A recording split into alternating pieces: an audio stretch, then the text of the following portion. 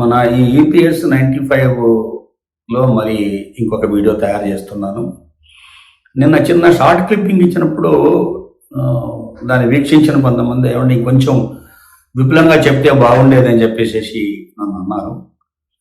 అందుకని ఇప్పుడు కొంచెం నేను విశ్లేషణాపూర్వకంగా నేను మరొకసారి రీక్యాప్ చేస్తూ నేను మాట్లాడతాను. ఇదేమంటే మనకి ఈ ఈపీఎస్ 95 హైయర్ పెన్షన్ డిక్లేర్ చేసిన దగ్గర నుంచి రకరకాల సమస్యలు మెంబర్స్ ఎదుర్కొన్నారు.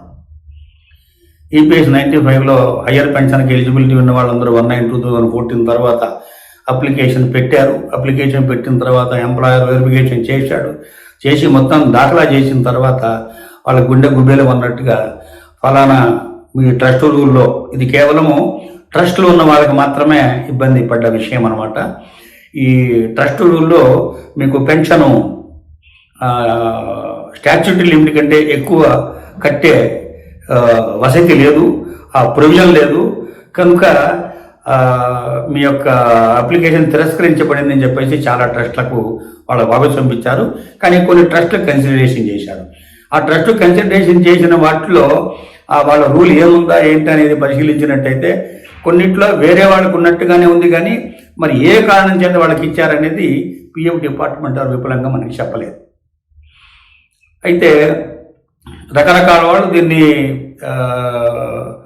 రకరకాలుగా పరిశోధన చేసి రకరకాలుగా ఈ హైకోర్టులకి వాటికి వీటికి అప్రోచ్ అవ్వటం జరిగినప్పుడు ఈ హైకోర్ట్ ఆఫ్ మద్రాస్ కానీ హైకోర్ట్ ఆఫ్ బాంబే, హిమాచల్ ప్రదేశ్ ఇవి చాలా క్లియర్గా వాటి రూలింగ్ ఇచ్చేసినాయి. మీరు ఈ విధంగా అన్ఎగ్జామ్టెడ్ ఎగ్జామ్టెడ్ అని చెప్పేసి మీరు పెట్టడానికి వీలు లేదు. ఏమన్నా డీటెయిల్స్ తక్కువ ఉన్నా కానీ వాటి గురించి మీరు ఎక్కువ శోధించడానికి వీల్లేదు. మీరు అర్జెంటుగా వీళ్ళది చెయ్యండి అని అంటే అవి ఆ జడ్జిమెంట్స్ ఇంకా పెండింగ్ ఉన్నాయి. ఆ ఇంప్లిమెంటేషన్ చేశారో లేదో అనేది ఇంకా మనకి పూర్తిగా వివరంగా తెలియదు. ఎందువల్ల చెప్పానంటే ఇప్పుడు వాళ్ళు పిఎఫ్ డిపార్ట్మెంట్ వారు అన్ని హైకోర్టులు కలిసి ఏకకంఠంగా వచ్చేంత వరకు చూద్దాం అనుకుంటున్నారా, లేకపోతే ఓన్లీ ఇప్పుడు మనకి ఏముంది మనం చూద్దాం కొంతకాలం అన్ని వెయిట్ చేసి చూస్తారా ఏంటి అనేది ఇంకా దాని మీద మనకి స్పష్టత లేదు. అయితే నిన్న మొన్న కాక మేబీ ఒక 1 వీక్ బ్యాక్, మేబీ 2వ తారీఖు అని చెప్పి నేను అన్నాను కదా, 2వ తారీఖు సుప్రీంకోర్టు వారు ఒక వ్యక్తి పిటిషన్ వేసినప్పుడు, సివిల్ పిటిషన్ వేసినప్పుడు, స్పెషల్ లీవ్ పిటిషన్ వేసినప్పుడు ఆయనకి ఏం సమాధానం చెప్పారు అని చెప్పనంటే, అయ్యా ఇప్పుడు మీ యొక్క సమస్య ఆయన ఏంటి కంటెంప్ట్ అడిగాడు. అంటే ఫలానా ఈ జడ్జిమెంట్ వైలేషన్ చేశారు కనుక, జడ్జిమెంట్లో ఉన్నట్టు చేయలేదు కనుక, జడ్జిమెంట్లో ఉన్నట్టుగా ఈ హయ్యర్ పెన్షన్ ఇచ్చే విధంగా లేకుండా ఎవరైతే 18/1/25 నాడు 22/1/25 నాడు కొన్ని సర్క్యులర్ రిలీజ్ చేశారో వారి మీద కంటెంప్ట్ ఆయన వేశాడు. అయితే ఇప్పుడు వీటిని ఇంత పరిశీలించే ఓపిక మాకు లేదు, ఇంకా దీన్ని డీటెయిల్గా చేయాలి అని చెప్పనంటే చాలా టైం పడుతుంది అంటే సుప్రీంకోర్టు వారు అన్నమాట. కాబట్టి మీరు మీ యొక్క కేసుని మేము అడ్మిట్ చేశాము, కానీ మీరు మీ యొక్క సదరు హైకోర్టుకి అప్రోచ్ కావండి అని చెప్పేసి చెప్పడం జరిగింది. అంటే దీనిలో ఉన్న అంతరం ఏమిటి అని నేను ఆలోచించినట్లయితే, సుప్రీంకోర్టు వారు ఈ కేసుని వారంతట వారు మళ్ళా పునః పరిశీలించి తోడి వ్యవహారం చేయదలుచుకోలేదని అనిపిస్తుంది.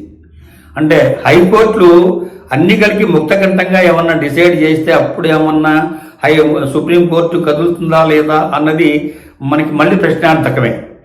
ఎందుకంటే దీనిలో ఫార్ములా గురించిన విషయాలు ఉన్నాయి, ఎలిజిబిలిటీ గురించిన విషయాలు ఉన్నాయి, దాని తర్వాత ట్రస్ట్ రూల్స్ గురించిన విషయాలు ఉన్నాయి, 26(6) గురించి విషయాలు ఉన్నాయి. చాలా విషయాలు దీంట్లో మళ్ళీ పునః పరిశీలించి చర్చించవలసిన విషయాలు వస్తాయి అన్నమాట. అయితే ఇప్పుడు ఏదైతే ఎగ్జాంపుల్ ఎస్టాబ్లిష్మెంట్గా వాళ్ళు ఇచ్చి ఉన్నారో దాన్ని కూడా ఎలా ఇచ్చారనేది వాళ్ళు సమాధానం చెప్పవలసి వస్తుంది, ఎవరు పిఎఫ్ వాళ్ళు.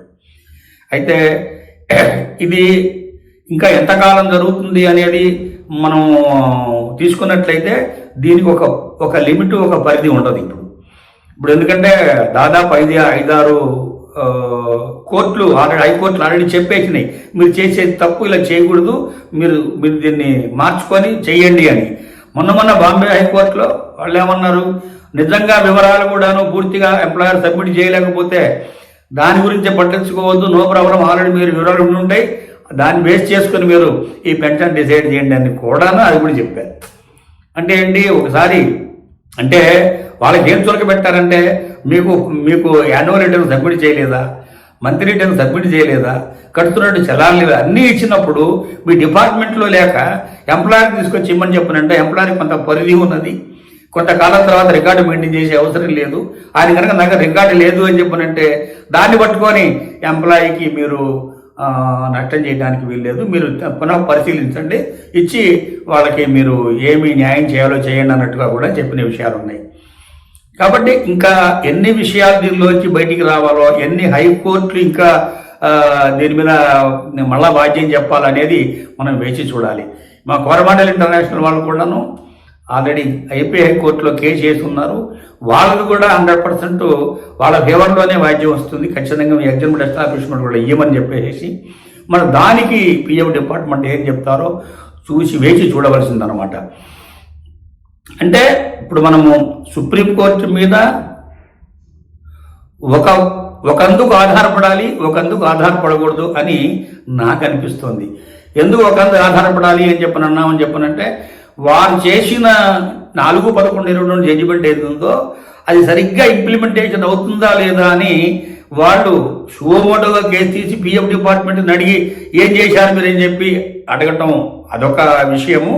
లేదా ఎవరన్నా నిజంగా కంటెంప్ట్ పిటిషన్ కానీ ఏమంటే ఇలాగ అన్యాయం జరుగుతోంది 4/11/22 జడ్జిమెంట్ని వక్రీకరిస్తున్నారని చెప్పంటే కూలంకషంగా మరి ఒక డివిజన్ బెంచ్, హయ్యర్ బెంచ్ వేసి వాళ్ళు చేయటమో బాగుంటుంది అనుకుంటున్నాను. ఎందుకంటే హైకోర్టుకి వెళ్ళమని చెప్పారంటే సింగిల్ బెంచి, మళ్ళా డివిజన్ బెంచి, ఇంకేమన్నా స్పెషల్ బెంచ్ ఉంటే స్పెషల్ బెంచి, ఇవన్నీ అయిన తర్వాత కానీ మళ్ళీ మన సుప్రీంకోర్టు రావడానికి వీల్లేదు. ఇన్ని అంటే ఇది ఓన్లీ టైము కన్సంప్షన్ విషయమే కానీ మనకి సరైన న్యాయం త్వరలో జరుగుతుంది అని చెప్పి మనం అనుకోవడానికి వీల్లేదు. అయితే ఇప్పుడు సుప్రీంకోర్టు వారు కనుక ఏదైనా ఒక కేసుని పూర్తిగా పరిశీలనలో తీసుకొని ఎస్ మేము దీన్ని టేకప్ చేస్తాం, ఏం జరిగింది ఇటు రండి అని కనుక చెప్పినట్టయితే అదొక డిఫరెంట్ కోణంలో వెళ్ళే అవకాశం ఉందని నా ఉద్దేశం. కానీ వాళ్ళు చెయ్యరు, ఇది 100% చెయ్యరు. ఎందుకంటే supreme court is the largest court of India, అదే ఫైనల్ కోర్టు. వాళ్ళ ముందు కొన్ని వందల ప్రాబ్లమ్స్ ఆల్రెడీ పెండింగ్ పడి వాళ్ళు వాటిని తేల్చుకోలేక చాలా ఇబ్బంది పడుతున్నారు. అదిగాక 4/11/22 నాడు చేసిన జడ్జిమెంట్ జడ్జిలు ఎవరు ఒకళ్ళు అందరూ రిటైర్ అయిపోతున్నారు. సో అయితే సుప్రీంకోర్టు వారు కూడాను వారు దీన్ని పరిశీలిస్తున్నట్ట పరిశీలనలో లేనట్ట అన్నదాన్ని మనం చెప్పలేం. కానీ ఎప్పుడైతే మొన్న కేసులో మీరు హైకోర్టుకి వెళ్ళండి అని చెప్పని అన్నారో ఇంకా ఇదే ధోరణిలో వేరే వాళ్ళు పెట్టినా కానీ వాళ్ళకు కూడా అదే ప్రకారంగా హైకోర్టుకి వెళ్ళమని అంటారు. ఇప్పుడు దారి దొరికింది హైకోర్టుకి వెళ్ళండి మిమ్మల్ని కాదనమని చెప్పేసి అన్నారు కదా, అంటే వాళ్ళకు కూడా బాగా కాకెక్కాలన్నమాట. అంటే 10, 15, 20 హైకోర్టులు కాదని ఏకకంఠంతో చెప్తే అప్పుడు కానీ సుప్రీంకోర్టు వారు ఓహో ఇంతమంది చెప్పారు కనుక కరెక్ట్గా ఇందులో ఏదో ఉందని అప్పుడు సుమోటోగా కేసు తీసుకోవడం అనేది, ఏదైనా కేసు వచ్చినప్పుడు అన్ని రానివ్వడం అని జరుగుతుందని నా యొక్క అభిప్రాయం. అంటే ఇది విశ్లేషణ, అంతకంటే ఏం లేదు. అంటే నాకు చిన్న షాట్ ఎందుకు చేశారని చెప్పనంటే చాలామందికి ఇది చూసే టైం ఉండకపోవచ్చు, ఇంత టైం వెచ్చించకపోవచ్చు. కాబట్టి ఒక షార్ట్గా ఉంటే చిన్న ఇన్ఫర్మేషన్ వెళ్ళినట్టు ఉంటుంది, వాళ్ళు కూడా అవేర్నెస్ ఉంటుందని చేశాను. అందుకని కొంచెం విశ్లేషణ పొడిగించి ఇప్పుడు ఒక 10 minutes చేశాను. సర్వే జనా సుఖినో భవంతు, సమస్త సమగ్రాణి బంతు.